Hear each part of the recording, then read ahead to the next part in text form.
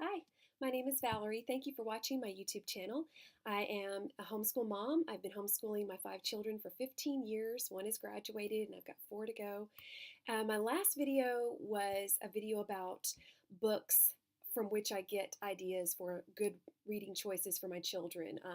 I mentioned 3 different books in that video, but I really skimmed over everything really quickly. I realized after I watched it that I didn't really give a lot of specific information aside from the titles. So today I wanted to just quickly go over 2 of those books that I referred to in the last video. The first one is Honey for a Child's Heart by Gladys Hunt. I mentioned that it is a listing of different books, but what I didn't tell you was a whole lot about the specifics, so I'm going to tell you that now. This book is divided into ages. So it starts with preschool to grade 3, then it does grades 4 to 6, and then teens and mature readers. And in this book, it lists synopses in the back of the book that you're looking up or that she's suggesting. And then along with that, she will list other good books by that same author.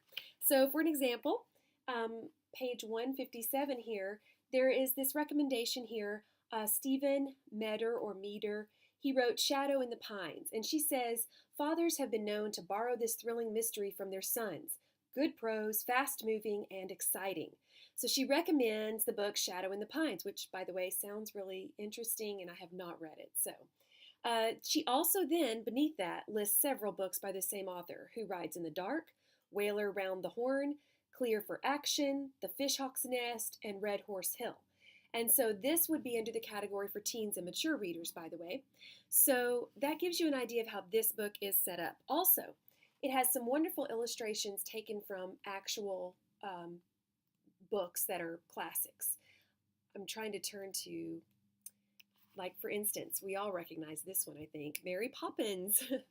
And then on page 119 is another familiar one, for me anyway, Lyle the Crocodile. He's a character that I read when I was very young. He would be in the children's category of books. So that really tells you, it explains to parents in the beginning of the book why reading is good for your children, a good habit to develop, etc. But really, it's a treasure trove because of the recommendations in the back. As I was looking through it again for this video, it had been a long time since I'd really read it. I was reminded about a lot of good books that I needed to read that I haven't read, some that I've read, but it's been a long time, so I definitely want to pull that out again. So thank you.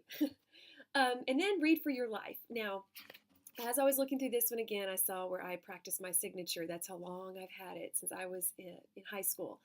And she explains in the beginning of this book, the same author, by the way, Gladys Hunt in both of them. She wrote with Barbara Hampton in this one, and the other one, it's just all Gladys Hunt. But in the beginning, she explains, for instance, how to read a book. She tells you why you should want to read, why reading is good for you. She has this book not divided by age because the entire thing is for teens and mature readers. But she has it divided into different categories, and I did not list them specifically in the last video, so I wanted to do that today. They're adventure, animals, contemporary, fantasy, historical, mystery, nonfiction, science fiction, and tried and true or classics. So, lots of great choices. Same kind of situation. She describes the book and in some cases lists other books by that author. So she gives a description here of Across 5 Aprils, which is one of my favorites. It's a Newbery winner.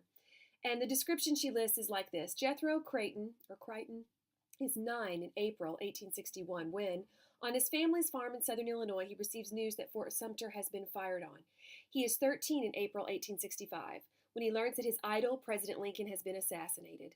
In between, he grows to an early manhood as his brothers and cousin and schoolteacher go off to fight in the war. One on the side of the Confederacy, his family is attacked for Bill's disloyalty. He hides a deserter and writes Lincoln for advice, and he learns the meaning of courage and maturity as he shoulders the work of the farm. And this was written, it's all based in southern Illinois in a real town, Newton, Illinois, near Olney, Illinois. So the author is actually from there. She grew up hearing stories about the Civil War from her grandfather, and it's just a wonderful story. I've been to her hometown in Newton, and I thought there'd be some sort of statue or memorial to her, but there isn't. So, wow, Newton. it's a classic. It's a wonderful book. So then Miss Hunt and Miss Hampton give us the recommendation. More than any other novel for young people set in the Civil War era, Across Five Aprils brings the war to life and into perspective in all its horrors and significance, because you see it through the eyes of Jethro, a fine young man for whom human life is never cheap and decency is never to be mocked. So that was their recommendation of the book. Sometimes she will tell you if something is of sensitive nature or that you should, young readers should beware. So she gives you kind of a heads up if it touches on something that's touchy or something that you're not, maybe as a parent you might not want your kid to read yet, or you might want to have them read it, but have a conversation about it.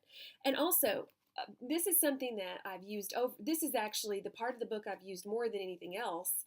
Is the section on a word for the college bound, and here you can see I highlighted years ago the different.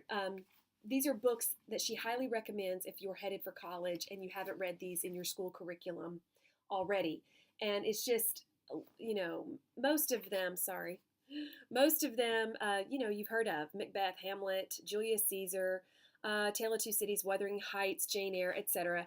But if you want a list, then this is a good place to get one. And she's great. She loves to read. She's read voraciously, and then she's written about what she's read. She's also written a book called Honey for a Woman's Heart, and it's literature, obviously, for women that I have read many of her recommendations in that book as well. So check it out. I'm not sure. I'm pretty sure this one is still in print, Honey for a Child's Heart. I'm not sure if this one is in print. I think it may have a different title now, but you can look for it. Look for Gladys Hunt, and you'll find everything she's written. And I highly recommend these books, and I hope they will help you in your homeschool or just planning maybe summer reading for your kids to keep them reading through the school year. So it's not just for homeschool moms, it's for all moms. Thanks so much for watching. I'm really new to this, and I think I'm supposed to say like and subscribe. So I'm trying to produce some more helpful videos. If you do have any questions or comments about books or recommendations for me, I would love to hear them in the comments. So please, if you have a minute and you can comment, I would really appreciate it. Thank you so much and have a great day.